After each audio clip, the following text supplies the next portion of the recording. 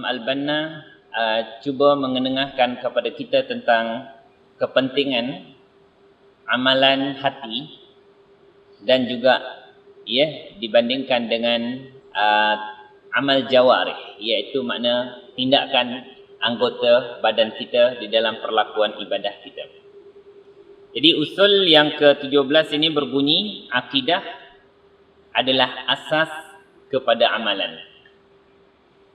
Akidah yang dimaksudkan di sini ialah tasdiq bisyai'i wal jazmu bihi. Maknanya kita mempercayai, meyakini secara putus. Duna syakkin wala ribah. Makna tanpa sedikit pun ada rasa syak dan ragu. Maka apabila disebut ini akidah, makna kepercayaan dan keyakinan yang jitu, maka inilah yang dikatakan iman. Akidah Islamiah itu adalah iman. Jadi akidah ataupun iman ni merupakan asas kepada amalan. Makna titik mula kita punya amal kita. Kita iktikaf, kita berdakwah, kita berjihad, kita mentarbiah, kita membuat semua amal kebajikan. Asas dia ialah iman kepada Allah Subhanahu Wa Taala. Maknanya semua kerja-kerja kebajikan yang tidak diasaskan oleh iman, dia tidak ada apa makna. Syarat diterima amal ialah iman. Orang kafir buat baik macam mana pun tak ada apa-apa. Tetapi yang nak diketengahkan oleh Imam Al-Banna ini ialah maknanya sepatutnya semua kebaikan-kebaikan itu merupakan terjemahan daripada iman, sebab iman itu dinyatakan oleh Nabi SAW sebagai ma waqara fil qalbi. Apa yang berada tetap di dalam hati, keyakinan yang putus itu, wa saddaqahul amal, keyakinan pegangan kita itu dibenarkan dan dibuktikan oleh amal. Mana semua tindakan dan amal yang dilakukan oleh orang beriman, dia adalah hasil, mahsul, tuaian daripada keimanan yang ada di dalam hati mereka. Jadi di sini apabila disebut Islam, dia mesti ada dua lah, mesti ada iman dan mesti ada amal. Iman itu dikatakan usul, yang di mana semua amalan dan syariat kita berdiri di atasnya. Kemudian amal itu adalah syariat ataupun cabang-cabang, maknanya yang berlaku daripada kesan keimanan itu. Apabila kita membuat perbandingan antara iman dengan amal, maka dikatakan amal itu merupakan buah iman. Maknanya kalau dia ibaratkan sebatang pokok, maka kalau nak tengok kita punya iman pokok itu berhasil ke tidak, elok tak iman kita, tengok pada amal dia. Juga dikatakan iman dengan amal ni dikaitkan dengan sebab dan musabab. Makna kalau terhasil amal-amal baik itu, maknanya iman dia elok. Maknanya pembuktian kepada keimanan dan keyakinan kita adalah daripada amal soleh kita. Atau yang dikatakan natijah dan muqaddimah. Makna dalam ilmu mantik. Makna kita tengok hasil. Sesuatu perkara itu tidak akan terhasil melainkan berlaku. Dia punya muqaddimah dia. Apa punca berlakunya sesuatu perkara? Maka amal-amal soleh yang dilakukan oleh orang beriman mesti berpunca daripada dorongan keimanan. Sebab itu bila almarhum Said Qutb rahimahullah ta'ala mentafsirkan, membicarakan tentang iman. Iman itu yang dimaksudkan oleh Allah dalam Al-Quran ialah iman yang muharrik. Iman yang menggerakkan seseorang itu untuk mendorong dia melakukan amal soleh. Maknanya sekiranya iman, kita kata beriman, keimanan kita tersabit, jazam, tetapi tidak mendorong untuk berlakunya peramalan daripada tindakan kita. Tak berlakunya dakwah, tidak berlakunya tarbiyah, tidak berlakunya amal kebajikan, tidak datang salat berjamaah, tidak rajin baca Quran, maka itu perlakuan itu tidak menunjukkan iman itu hidup. Apabila dikatakan begini, sebab itu bila Allah Subhanahu Wa Taala menyatakan di dalam surah Al-Anfal, innama al-mu'minuna alladzina idza dzukirallah wajilat qulubuhum. Ini perkataan dia dibataskan dengan adatul hasri, pembatasan hanya orang beriman. Kalau tak ni terkeluar daripada batasan iman. Orang beriman tu hanya apabila disebut nama Allah gemetar hati mereka. Ya. Wa idza tuliyat alaihim ayatuhu zadatuhum imana. Apabila dibacakan ayat-ayat Allah, ia bertambah keimanan mereka. Ya, wa ala rabbihim yatawakkalun, dan mereka bertawakal kepada Allah. Maka di sini Allah menyatakan ulaika humul mu'minuna haqqan. Orang itu adalah orang yang beriman dengan sebenarnya. Dengan iman yang sempurna. Kerana iman yang sempurna akan memberi kesan kepada kita di dalam membaca ayat Quran. Iman sebenarnya akan memberikan penambahan pada keyakinan kita ketika kita mendengar ayat-ayat Allah. Maka iman yang benar itu mendorong untuk seorang itu menyerahkan urusan kehidupan dia kepada Allah Ta'ala. Ya? Jadi maknanya, yang kita dalam pentarbiahan kita juga ditekankan oleh Imam Al-Banna, asas pentarbiahan itu hendaklah juga berasaskan kepada iman. Ya? Apabila kita nak buat dakwah fardiah, maka asas perkenalan kita untuk menanamkan nilai-nilai iman supaya dihidupkan, ya, sehingga mereka akhirnya berasa bertanggungjawab kepada Allah Subhanahu wa taala, ya. Amalan hati, kata dalam usul ini, adalah lebih penting daripada amal anggota badan. Ya. Bermakna tawakal kita, takwa kita kepada Allah, sifat wara' yang lahir daripada dalaman hati kita ini adalah lebih penting daripada kita bersedekah, membaca Al-Quran, qiyamul lail, solat berjemaah. Sebab yang sebenarnya berlakunya solat berjemaah, bangunnya kita qiyamul lail, kita melakukan semua tugas-tugas dakwah dan kewajipan kita kerana ada rasa takut kita kepada Allah Ta'ala. Ada rasa rubah keinginan yang tinggi untuk mendapatkan syurga. Itu sepatutnya dorongan. Kenapa benda itu terhasil? Sebab tu Imam Al-Banna menyatakan, ya, amal hati itu lebih penting. Ya, kerana sepatutnya semua perlakuan-perlakuan yang baik itu adalah dicetuskan oleh iman yang benar. Kerana iman apabila tidak benar, dia tidak akan menggerakkan yang mempunyai dirinya. Ya, iman itu akan terus mati dan tidak boleh berfungsi, menggerakkan. Sebab sifat iman itu menggerakkan. Dia tidak menjadikan yang mempunyai diri dia duduk diam. Ya, kerana tuntutan daripada iman ataupun kalimah syahadah yang dia faham tidak membenarkan dia duduk diam. Dia akan rasa berdosa.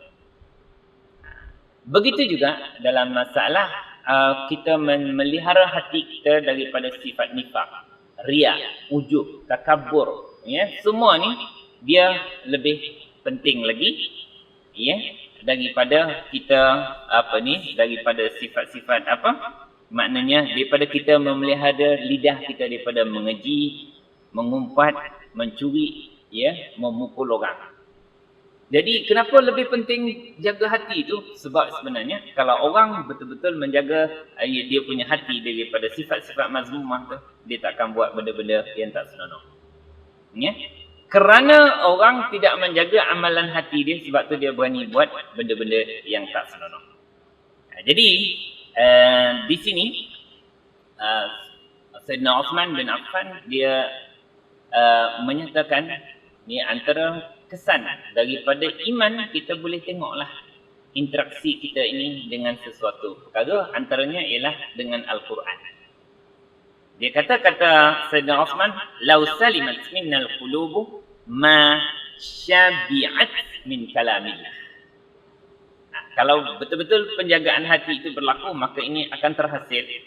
Ya, kalaulah hati betul-betul selamat, sejahtera, dididik dengan baik, taqarrub dan takwa kepada Allah Ta'ala, ya, kalau hati itu sejahtera, ya, nescaya hati kita ini tidak akan rasa kenyang ketika mana kita membaca Al-Quran. Makna sentiasa tak puas, ya, nak baca lagi, nak tengok lagi, nak tahu lagi, ya. Sebab itu adalah hasil daripada hati yang sejahtera. Macam para ulama menyatakan, sekiranya kita mendapati bahawa Al-Quran itu sudah tidak menggerakkan kita, tidak menghidupkan hati kita. Bukan salah pada Quran tu, kerana Al-Quran itu menghidupkan hati. Yang salah dia ialah pada hati kita yang sudah tidak boleh berinteraksi dengan ayat-ayat Al-Quran, lalu dia tidak memberi apa-apa kesan. Tidak menjadikan kita gemetar, tidak menjadikan iman bertambah ketika mana bacaan Al-Quran. Maka yang perlu kita semak ialah hati kita semula. Ya? Dengan ini, Imam Al-Banna menekankan tentang usul ini yang menyatakan tentang hakikat keimanan itu, ya, merupakan asas segala amalan, dan dia sekiranya betul dan benar, dia akan menggerakkan semua amal-amal soleh kita, seterusnya untuk kita mendapat ganjaran besar daripada Allah Subhanahu wa taala. Seorang muslim perlu berusaha mendapatkan kesempurnaan dalam setiap amalan dengan memberi penumpuan kepada amal-amal hati, serta bermula dengannya. Maknanya mulakan perubahan tu daripada perubahan dalaman. Ya, sebab bagi Imam Al-Banna, makna semua perubahan hendaklah berlaku daripada perubahan dalaman diri itu, maknanya diri sendiri, ya, berubah daripada dakhil nafsi. Makna dalaman jiwa kita sendiri, ya. Dalam masa yang sama tanpa kita mencuai atau mempermudahkan amal-amal anggota yang lain, ya. Tetapi di sini membincangkan tentang keutamaan di dalam kerja kita. Kerana kalau kita mengikut keutamaan dan tertibnya, maka amal soleh itu akan mengikut. Kalau kita menumpu pada amal soleh dan tidak menitikkan tentang pembinaan jiwa, hati, keimanan, maka amal soleh itu tidak akan kekal lama. Ya, sebab kita tak tahu apakah yang mendorongnya. Jadi sebab itulah orang yang dapat keampunan daripada Allah pada bulan Ramadan itu, man shama ramadhana imanan wa ihtisaban. Itu dua-dua kerja hati. Ya, siapa yang berpuasa pada bulan Ramadan dengan penuh iman, yakin dia pada apa yang diperintahkan oleh Allah, wa ihtisaban, dia mengharap sangat kepada Allah untuk diampunkan, dibebaskan daripada api neraka, maka ghufira lahu ma taqaddama min dhanbi. Maka Allah juga menitik beratkan tentang perkara ini. Nabi dalam pentarbiyahan mereka menitik beratkan tentang perkara ini juga. Ya? Jadi maknanya, kalau mengikut step tazkiyatun nafsi, ya, bagaimana kita membersihkan jiwa kita, maka ya, kita melihat Nabi SAW akan memulakan tazkiyatun nafsi itu dengan pembersihan tauhid dalam hati para sahabat itu, membersihkan daripada segala bentuk syirik dan khurafat. Ya? Maknanya bila selesai tauhid, ya, maknanya berharap para sahabat itu, iyyaka na'budu wa iyyaka nasta'in, maknanya hanya Engkau ya Allah kami berhambakan diri, dan hanya kepada Engkau kami memohon pertolongan. Apabila perkara itu jelas, maka selepas itu ibadah-ibadah, jihad, pengorbanan para sahabat itu berlaku. Ya, yang itu dikatakan penekanan pada tarbiyah imaniyah. Ya, pada permulaan di dalam tarbiyah kita. Jadi maknanya bukan amal-amal yang zahir ini tak penting, ini penting, iktikaf penting. Ya. Kenapa kita iktikaf ni? Kalau siapa iktikaf ni dengan zahir badan dia, dia tak dapat apa. Kalau dia iktikaf dengan niat dia yang betul daripada awal, dia pasang niat, berapa niat terpulang. Dia nak jumpa sahabat, dia nak menambah ilmu, dia nak rasa kuatkan dia punya semangat untuk berjuang, ikut niat dia. Itu semua, ya, yang membezakan antara sesama kita dalam majlis yang sama ialah niat. Ya? Selepas itu yang membezakan kita ialah hudur, hati kita ini dalam majlis kita. Hati juga. Ya? Apa tujuan, apa dorongan, apa yang kita harapkan daripada satu-satu majlis yang kita lakukan. Ini yang akan membezakan antara seseorang dengan seseorang yang lain. Ya, sebab kita sama, ya, semua duduk satu majlis, semua mendengar. Ya. Ada 2-3 orang yang tertidur, kan? Maknanya yang membezakan kita ialah bagaimana penyertaan dalaman perasaan kita dalam satu majlis itu membezakan kita di sisi Allah Subhanahu wa taala. Ya. Bila Allah menyatakan orang paling mulia pun Allah nilai pada dalaman, inna akramakum indallahi atqakum. Yang paling bertakwa itulah yang paling mulia, ya, walaupun melakukan amal yang sama, puasa sama, qiyamul lail sama, ya, baca Quran sama, majlis ilmu sama. Tapi menjadikan kita ini lebih mulia di sisi Allah ialah dalaman kita itu. Siapa yang lebih bertakwa kepada Allah Subhanahu wa taala. Allahu a'lam, itu usul yang ke-17.